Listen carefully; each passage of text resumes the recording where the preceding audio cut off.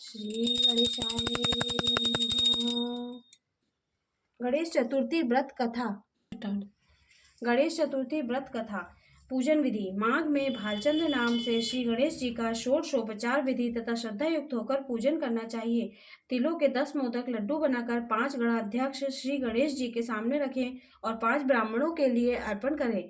इस संबंध में मैं आपको राजा हरिश्चंद्र का इतिहास सुनाती हूँ, सो सुनो। पहले समय में अत्यंत प्रतापी, क्षत्रिय धर्म में तत्पर, सत्यवादी और ब्राह्मण भक्त हरिश्चंद्र नाम के राजा थे।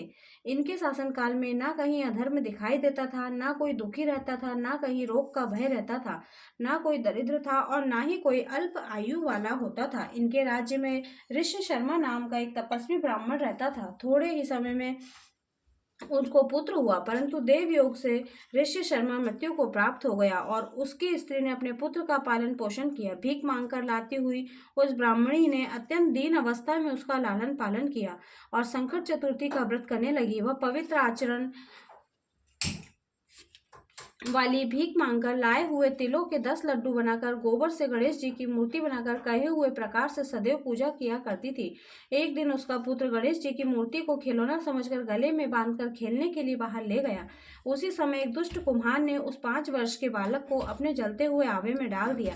इधर उसकी माता पुत्र को न पाकर उसके वियोग में पागल सी हो गई और गणाध्यक्ष का पूजन करके विलाप करने लगी कि हे गणेश, हे महाकाय, हे प्रातःकालीन सूर्य के सदस्य लालिमा वाले, हे जटाजूट से शोभायमान, पुत्र दुख से मैं पीड़ित हुई हूँ, आप मेरी रक्षा करें। हे गजानन, हे 4 भुजाओं वाले, हे मस्तक पर चंद्रमा से शोभित विनायक, हे अनाथों के नाथ, हे भक्तों को अविष्ट वर देने वाले, पुत्र दुख से पीड़ित मेरी रक्षा कीजिए। इस प्रकार आधी रात तक वह विलाप करती रही।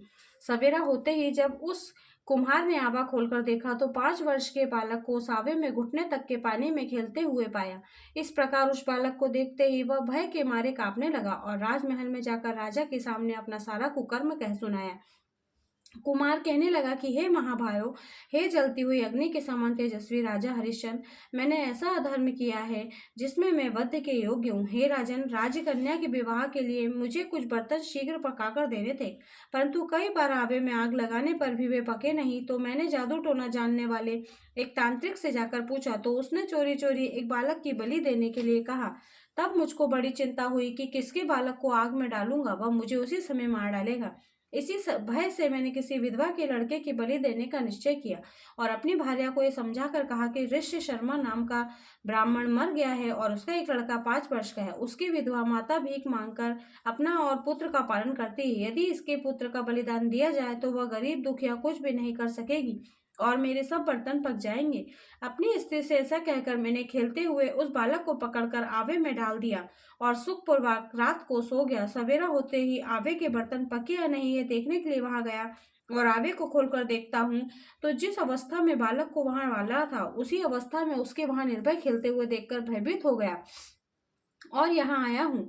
इस प्रकार के वचन सुनकर राजा बहुत चकित हुए और जहाँ बालक खेल रहा था वह स्वयं आए और बालक को देखकर मंत्री से कहा, यह क्या बात है और यह बालक किसका है, इसका निश्चय करो। इस आवे के भीतर कमल से सुशोभित घुटने तक जल और वैदुर्य मणि के समान दुर्वा कैसे उत्पन्न हुई। इस दरिद्र बालक को न दाह है, न क्षुधा है और न ही प्यास है, घर की तरह निर्भय होकर यहाँ खेल रहा है। राजा के इतना कहने पर रोती कलपती और ब्राह्मणी भी वहां आ पहुंची और जैसे गाय अपने बछड़े के पास जाती है, उसे प्यार करती है, वैसे ही उसने अपने बालक को देखकर उसे चुम्बन किया और रोती कांपती हुई राजा के आगे बैठ गई। राजा हरिश्चंद्र ने कहा, हे ब्राह्मणी, अग्नि ने तेरे बालक को क्यों नहीं जलाया? क्या तू कोई जादू टोना जानती है अथवा तूने उग्र तप किया है? ब्राह्मणी बोली, हे राजा, ना मैंने कोई चेटक जानती हूँ, ना मैंने तप किया है, ना योग किया है, ना कोई दान किया और ना विधान और ना ही कोई बलिदान किया है। हे राजेंद्र, मैंने केवल संकट नाशक का एकमात्र उत्तम व्रत किया है, उसी के प्रभाव से मेरा बालक कुशल पूर्वक है। इस प्रकार उसका वचन सुनकर राजा ने कहा कि ये व्रत मुझे भी बहुत अच्छा लगा, अतः मेरी सारी प्रजा इस व्रत को अवश्य करे। हे युधिष्ठिर, इस प्रकार राजा ने उसकी परिक्रमा करके कहा कि हे ब्रह्माणी, तुम धन्य हो और तपस्विनी हो, मेरी सारी प्रजा को गणाध्यक्ष का पूजन करना चाहिए। इस प्रकार आश्चर्यचकित होकर सारी प्रजा ने प्रति मास गणाध्यक्ष की पूजा करना आरंभ किया। इस प्रकार व्रतराज के प्रभाव से ब्राह्मणी को उसका पुत्र प्राप्त हुआ। श्री कृष्ण ने कहा, हे राजा युधिष्ठिर, इसलिए व्रतों में उत्तम इस व्रत को आप भी करें। इस व्रत के प्रभाव से आपको भी अभिष्ट सिद्धि होगी। हे राजन, जो कोई समस्त सिद्धि को देने वाले इस व्रत को करते हैं उनको गया हुआ राज्य, मित्र, पुत्र, पौत्र आदि समस्त सुख प्राप्त होते हैं। इति श्री स्कंद पुराणे कथित गणेश चतुर्थी व्रत कथा समाप्त। बोलो गणपति महाराज की जय। अथ संकट चतुर्थी व्रत कथा। पूजन विधि। प्रातः समय उठकर शौच तथा स्नान आदि से निवृत्त होकर नित्य कर्मादि करके सूर्य नारायण को अर्घ्य समर्पण करें। फिर संकल्प करें और गणेश जी का ध्यान करें। इसके पश्चात आहन करके आसन, पाद, अर्ध, आचमन समर्पण करके पंचामृत, घी, दूध, दही, शहद और शर्करा से गणेश जी को स्नान करावे। फिर शुद्ध जल से स्नान कराकर वस्त्र, यज्ञोपवीत, चंदन, गंध, अक्षत, पुष्पमाला, धूप, दीप, मोदक, आचमन, ऋतुफल, दक्षिणा आदि समर्पण करके आरती करें। फिर दुबा के अंकुर चढ़ाकर परिक्रमा करें, पुष्पांजलि अर्पण करें, गणेश जी की प्रार्थना करें। इसके पश्चात कथा सुने। श्री गणेश जी की अपनी माता पार्वती से कहते हैं, हे माता, भादुप्रत मास की चतुर्थी अनेक फलों को और सिद्धि को देने वाली है। बोलो गणपति गजानंद महाराज की जय। बोलो गणपति महाराज की जय। ओम जय गणेश जय गणेश जय गणेश देवा। माता जकी पार्वती पिता महादेवा। एक दंत दयावंत चार भुजाधारी। मस्तक सिंदूर सोए मूस की सवारी। पान चढ़े फूल चढ़े और चढ़े मेवा। लडुअन को भोग लगे संत करे सेवा। अंधन को आँख देत कोढ़न को काया। बाजन को पुत्र देत निर्धन को माया। शूर श्याम शरण्याय सफल कीज सेवा। सर्व काम सिद्ध करो श्री गणेश देवा। दीनन की लाज राखो शंभु सुत हारी। कामना को पूरा करो जगह बलिहारी।